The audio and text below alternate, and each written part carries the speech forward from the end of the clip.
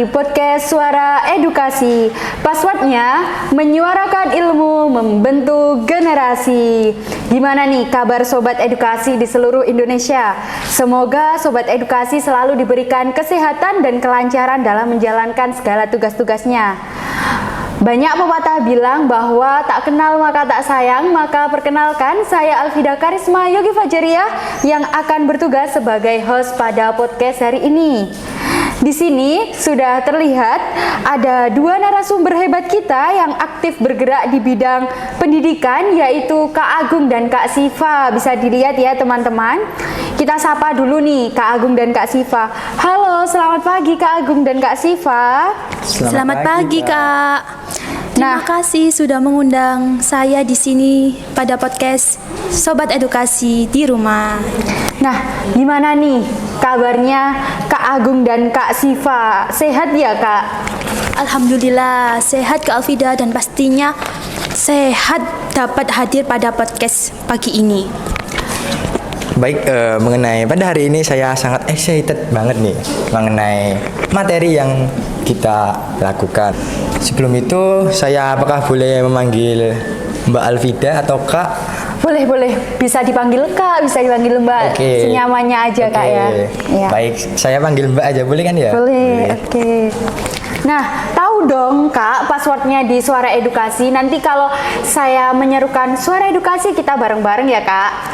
Siap, Pastinya tahu dong Kak. Wah, Suara Edukasi menyuarakan ilmu, membentuk generasi. Nah, pada episode hari ini kita akan mengupas tuntas suatu materi yang mungkin akan sangat sedikit asing untuk adik-adik kita di kelas rendah nih, yaitu mengenai sistem tata surya. Akan kita bahas secara lebih mendalam bersama tamu spesial kita, yaitu Kak Agung dan Kak Siva, dengan tema mengintip kehidupan luar bumi sistem tata surya, mengutip dari mata pelajaran IPA fase C kelas 6. Bagaimana nih kakak-kakak, apakah sudah siap dengan pembahasan pada hari ini? Pastinya sudah siap dong Kak Alfida. Kalau Kak Agung sendiri? Wah, sangat siap dong Kak Alfida. Oke, bagus sekali. Sebagai info tambahan, di sini kita akan mendalami topik-topik menarik yang penuh dengan informasi dan inspirasi. Setiap minggunya, kita akan menghadirkan tamu-tamu spesial dan ahli di bidangnya untuk berbagai wawasan, pengalaman, dan tips yang berguna dalam dunia pendidikan. Jadi, siapkan diri untuk sebuah perjalanan yang menarik, seru. Yuk kita mulai episode hari ini. Oke, karena kita akan membahas mengenai tata surya, alangkah lebih baiknya nih kita mengetahui terlebih dahulu apa sih tata surya itu. Nah, jadi saya akan menjawab nih pertanyaan dari Mbak Alfida nih. Apa sih tata surya? Nah, tata surya sendiri itu adalah mengenai benda-benda langit atau benda angkasa yang terdiri dari matahari yang sebagai pusatnya. Nah, dan ada beberapa planet, yaitu ada 8 planet, Merkurius, Venus, Mars, dan lain sebagainya. Dan ada 3, yaitu asteroid, meteorit, dan komet. Nah, itu adalah benda-benda langit yang ada di tata surya, Mbak Alfida. Baik, tadi sudah disebutkan beberapa planet dan benda langit, tapi saya belum mendengar mengenai matahari nih Kak. Lalu menurut Kak Siva nih, matahari kalau dalam sistem tata surya kita itu apa sih Kak? Menurut saya matahari adalah bintang yang berada di pusat tata surya yang merupakan sumber utama energi bagi benda langit yang mengorbit di sekitarnya. Nah, selain itu, matahari juga memiliki gravitasi. Nah, gravitasi inilah yang menjadi tempat menjaga benda langit tetap berada di orbitnya. Nah, planet-planet ini mengelilingi matahari, di mana matahari itu sebagai pusatnya. Gimana Kak Alfida? Oh, mendengar penjelasan dari Kak Siva tentang matahari tadi, mungkin saya dapat sedikit menyimpulkan bahwasanya matahari adalah elemen vital dalam tata surya. Setelah tadi kita tahu apa itu sistem tata surya, saya juga mau tahu nih bagaimana sih proses pembentukan tata surya itu sendiri. Menurut kakak-kakak nih, gimana sih pembentukannya itu Kak? Oh iya, dalam pembentukan tata surya ini terdapat 2 teori yang saya ketahui. Yang pertama teori planetesimal, teori Big Bang. Nah, pertama yaitu teori planetesimal, yaitu teori yang diungkapkan oleh Forrest dan Thomas pada tahun 1905 yang menyatakan bahwa matahari itu sudah ada. Nah, lalu bintang yang besar mendekati matahari, terjadilah gaya tarik-menarik. Nah, partikel yang keluar dari matahari inilah yang disebut dengan planet. Lalu untuk teori Big Bang adalah teori yang diungkapkan oleh Georges pada tahun 1927, di mana teori ini adalah bumi dan alam semesta ini terbentuk karena adanya ledakan yang sangat besar. Nah, ledakan inilah yang membuat partikel-partikel menjadi mendidih dan membentuk karena adanya gravitasi. Nah, gravitasi pada partikel-partikel ini terbentuk benda di langit yang seperti pada saat ini, Kak Alvida. Bisa dilanjut dengan teorinya Kak Agung yang diketahui. Oke, baik. Yang selanjutnya yang ketiga nih. Nah, mengenai teori yang ketiga ada teori nebula. Pasti semua pada tahu kan teori nebula. Nah, mengenai teori nebula ini yang awal ditemukan oleh dengan Immanuel Kant pada tahun 1756. Nah, kemudian dikembangkan atau ditegaskan kembali oleh Samuel de Laplace. Nah, kemudian mengenai teori nebula ini memiliki awal terbentuknya adalah mengenai kabut awan yang berputar seperti cakram yang memiliki gravitasi dan memiliki beberapa inti massa. Nah, kemudian inti massa ini yang tengah ini memiliki suhu yang sangat tinggi yang membuat terbentuklah sebuah matahari, dan beberapa inti massa yang lainnya membentuk beberapa planet seperti Mars, Bumi, dan lain sebagainya seperti saat ini, Mbak Alvida. Seperti itu. Jadi tadi sudah dijelaskan ya untuk beberapa teori mengenai pembentukan tata surya. Nah, mengapa Kak? Saya juga sangat penasaran. Mengapa yang paling familiar di masyarakat itu mengenai teori Big Bang? Kalau menurut pendapat Kak Siva mengenai teori Big Bang itu sendiri, apa sih Kak kok bisa sangat familiar sekali di telinga kita? Oh iya, karena menurut saya ya teori Big Bang ini banyak terkenal di masyarakat luas, di mana teori ini adalah teori yang sangat komprehensif dan memiliki bukti empiris yang sangat kuat. Nah, teori ini berhasil menjelaskan terbentuknya alam semesta dan bumi. Nah, teori ini juga merupakan teori yang dapat menimbulkan ekspansi kosmik dan radiasi latar belakang kosmik. Lalu diingat bahwa ilmu pengetahuan itu selalu berkembang. Jadi ilmuwan harus terus meneliti bahwa itu untuk menambah pengetahuan dan lebih memahami terbentuknya evolusi alam semesta dan asal usulnya. Gimana Kak Alvida? Wah, ternyata sangat menarik sekali ya pembahasan mengenai pembentukan tata surya ini, terutama tadi sudah dijelaskan mengenai teori Big Bang. Mungkin kita bisa lanjut pembahasan selanjutnya mengenai komponen tata surya. Nah, saya ingin tahu apa sih yang ada pada sistem tata surya kita itu sendiri, Kak? Ada apa aja sih? Nah, baik, jadi yang ada di tata surya sendiri, yang ada di angkasa ini, Mbak Alvida. Nah, ada beberapa seperti yang itu planet, kemudian matahari, kemudian ada yang paling penting yaitu asteroid, meteorit, dan komet, Mbak Alvida. Jadi seperti itu. Nah, tadi sudah disinggung sedikit mengenai planet dan benda-benda langit.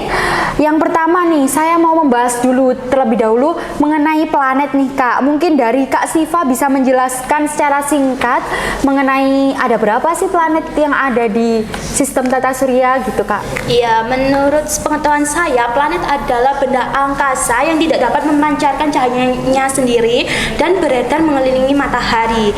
Nah, planet di sistem tata surya ini terdapat 8 planet. Nah, pengelompokan planet ini terdapat 3 macam, yaitu asteroid sebagai batas, bumi sebagai batas, dan bahan penyusun. Gitu Kak Alvida. Baik, mungkin tadi sudah dijelaskan mengenai ada 8 planet ternyata di sistem tata surya kita. Nah, mungkin dari kakak-kakak bisa menjelaskan sedikit mengenai karakteristik 8 planet itu sendiri, Kak. Baik, Mbak Alvida. Jadi mengenai 8 planet ini. Yang pertama nih, planet yang pertama yang paling dekat dengan matahari, planet Merkurius, Mbak Alvida. Pasti semua pada mendengar nih planet Merkurius. Planet Merkurius ada planet yang paling dekat dengan matahari, yang suhunya bisa di atas rata-rata nih, sangat panas nih, Mbak Alvida. Nah, yang kedua ada planet Venus. Kemudian planet Venus ini adalah planet yang memiliki atmosfernya memiliki karbon dioksida. Yang planet Venus ini biasanya dikenal dengan planet merah. Planet yang kedua dari matahari. Nah, yang ketiga ada planet kita sendiri, yaitu planet bumi. Nah, planet bumi ini memiliki kehidupan seperti manusia, hewan, dan tumbuhan. Dan planet bumi ini seperempatnya adalah memiliki daratan dan kemudian setengahnya adalah lautan. Nah, selanjutnya yaitu adalah keempat, planet Mars. Planet Mars memiliki julukan yaitu planet merah. Nah, planet merah ini juga memiliki gunung berapi yang sangat tinggi di antara ke-8 planet itu. Ya, dan memiliki lembah yang panjang dari ke-8 planet lainnya. Gitu, Mbak Alvida. Nah, untuk tadi sudah dijelaskan sama Kak Agung, ada planet Merkurius, Venus, Bumi, Mars. Selanjutnya saya akan menjelaskan tentang planet Jupiter, Saturnus, Uranus, dan Neptunus. Nah, Jupiter sendiri adalah planet yang terbesar dalam sistem tata surya yang pada atmosfernya itu terdiri dari hidrogen dan helium. Nah, atmosfer pada planet Jupiter ini memiliki badai dan memiliki satelit bulan yang berjumlah kurang lebih 79 bulan. Nah, untuk selanjutnya yaitu Saturnus. Saturnus ini memiliki ciri khas yang khusus, yaitu memiliki cincin yang spektakuler yang terbuat dari es dan partikel debu. Nah, planet ini Saturnus juga ini mengandung helium dan hidrogen.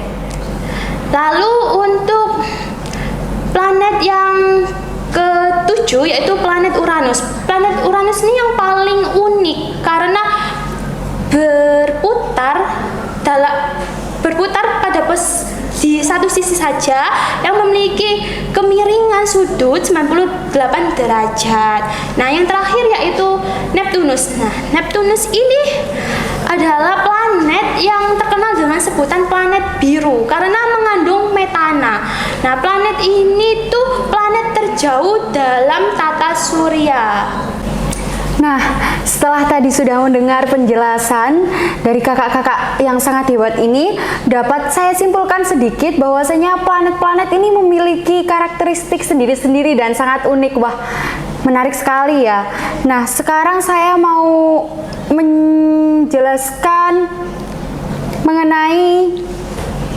menanyakan mengenai benda-benda langit yang tadi sempat disinggung. Ada komet ya Kak, ada asteroid dan meteorit.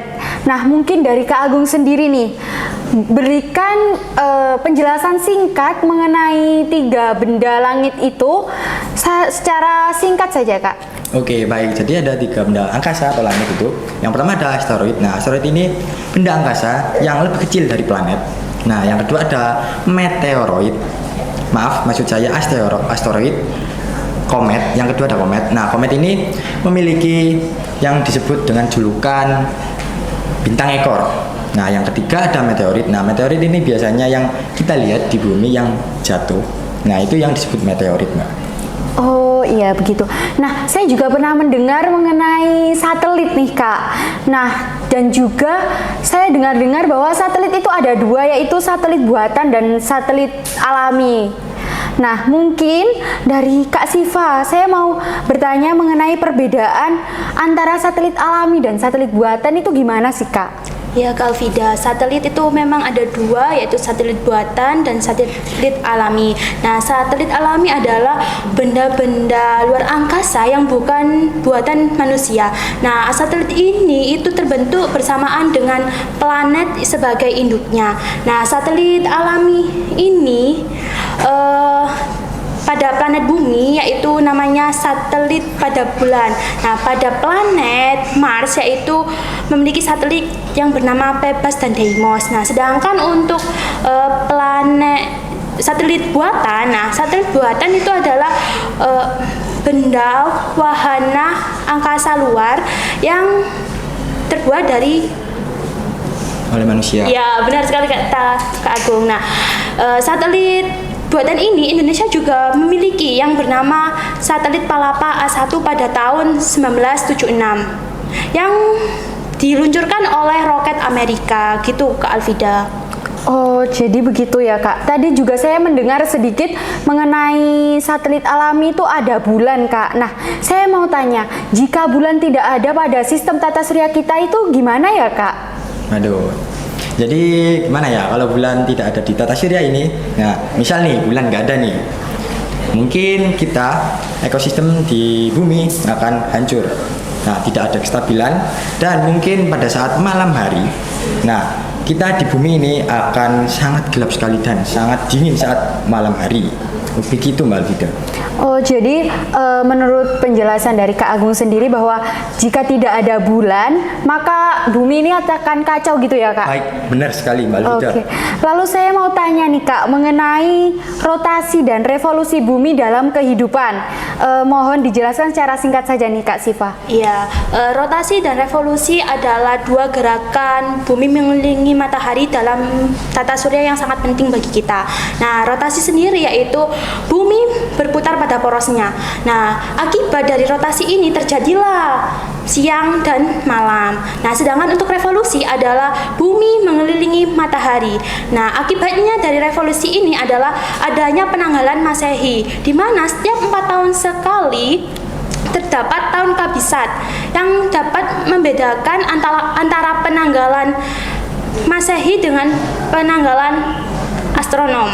Nah, pada 1 tahun itu terdapat 365 hari Kak Alvida. Oh, begitu. Nah, tadi kita sudah membahas tuntas mengenai sistem tata surya dari matahari yang menyala hingga berbagai planet dan benda-benda langit yang mengelilinginya. Kita juga mengeksplorasi proses pembentukan sistem tata surya yang sangat menakjubkan, dan dengan teori-teori tadi. Sebelum menutup podcast hari ini, menurut kakak-kakak di sini, apa yang membuat tema mengintip kehidupan luar bumi sistem tata surya ini begitu menarik untuk dibahas nih? Mungkin dari Kak Siva dulu atau Kak Agung dulu boleh? Kak Agung dulu aja. Oke, baik. Mengintip tata surya yang di luar angkasa gitu ya Mbak ya. Oke, menurut saya mungkin tata surya itu sangat menarik sekali Mbak Alvida.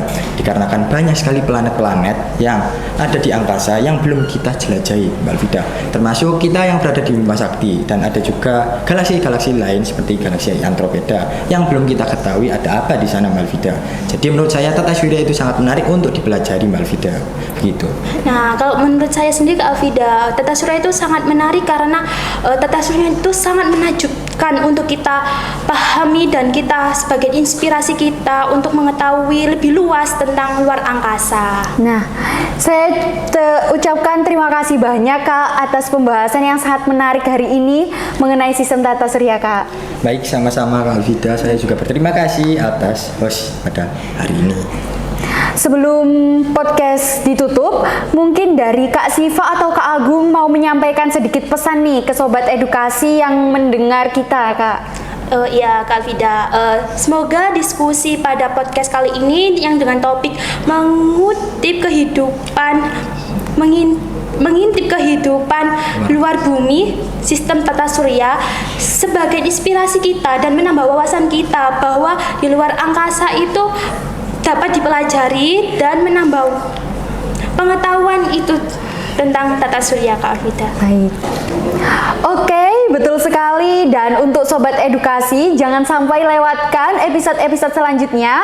Terima kasih atas dukungannya dan antusiasme kalian dalam mendengarkan podcast ini. Sebelum saya tutup podcastnya, kita gaungkan nih tagline. Nanti kita bareng-bareng ya Kak? Baik Kak Alvida. Nah, suara edukasi menyuarakan ilmu, membentuk generasi. Sampai bertemu di episode selanjutnya. Sampai jumpa. Wassalamualaikum warahmatullahi wabarakatuh. Waalaikumsalam warahmatullahi wabarakatuh.